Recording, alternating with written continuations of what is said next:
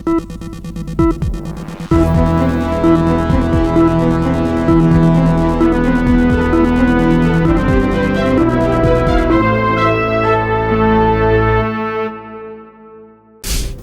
तब सशक्त होगा जब हम एक रहेंगे, नेक रहेंगे। बटेंगे तो कटेंगे, एक रहेंगे तो नेक रहेंगे। उत्तर प्रदेश की 9 विधानसभा सीटों पर हो रहे उपचुनाव में सीएम योगी आदित्यनाथ का नारा बटेंगे तो कटेंगे एक अहम मुद्दा बन गया है। मुख्यमंत्री योगी इस नारे को विपक्ष की जातीय गोलबंदी के खिलाफ इस्तेमाल कर रहे हैं। अभी हाल ही में हरियाणा चुनाव में इस नारे ने भाजपा को फायदा दिलाया और अब यूपी, महाराष्ट्र और झारखंड जैसे राज्यों में भी इसकी गूंज सुनाई दे रही है। ऐसे में यूपी उपचुनाव की रैलियों में यह नारा हर ओर गूंजने वाला है। संघ का समर्थन मिलने के बाद 2027 के यूपी विधानसभा चुनाव के लिए भाजपा की रणनीति इसी नारे के इर्द गिर्द होने के संकेत मिल रहे हैं। विपक्षी पार्टियां, विशेषकर समाजवादी पार्टी, जातीय गोलबंदी पर जोर दे रही है और सरकार की नीतियों को जातीय नजरिए से देख रही है। एनकाउंटर और हिरासत में मौत जैसे मुद्दों पर भी सरकार को जातिगत नजरिए से घेरने की कोशिश हो रही है। इस बीच सीएम योगी का अग्रेसिव नारा जातियों को एकजुट करने का संदेश दे रहा है।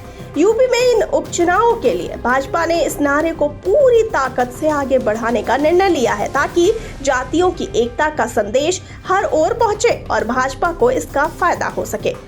हरियाणा चुनाव में मुख्यमंत्री योगी ने बटेंगे तो कटेंगे का नारा देकर जातीय एकता का आह्वान किया था और इसका नतीजा भाजपा के लिए सकारात्मक रहा।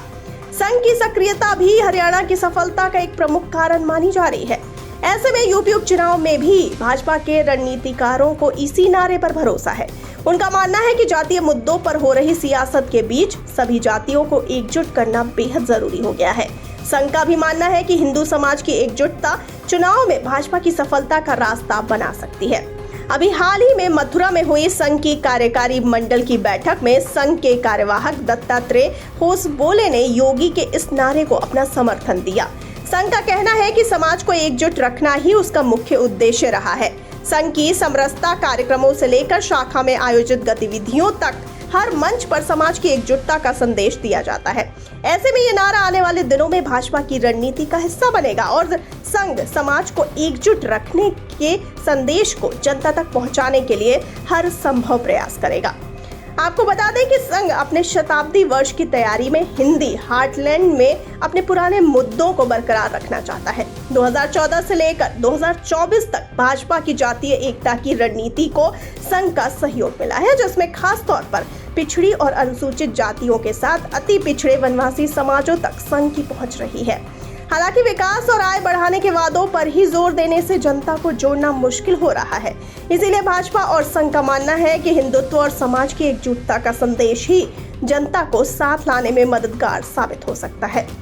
संघ विचारक सौरभ मालवीय का मानना है कि हिंदू धर्म और समाज की एकजुटता संघ का हमेशा से प्रमुख लक्ष्य रहा है। वे कहते हैं, भारतीय संस्कृति और सनातन परंपरा का संरक्षण करना हर हिंदू का कर्तव्य है। ऐसे में राजनीति में अवसरवादिता से बचते हुए हिंदू समाज की एकजुटता बनाए रखने पर संघ का जोर है। अब देखने की बात यह है कि उपचुनाव में बटेंगे तो कटेंगे का यह संदेश कितना असर डालता है और क्या भाजपा को इसका चुनावी फायदा मिलेगा।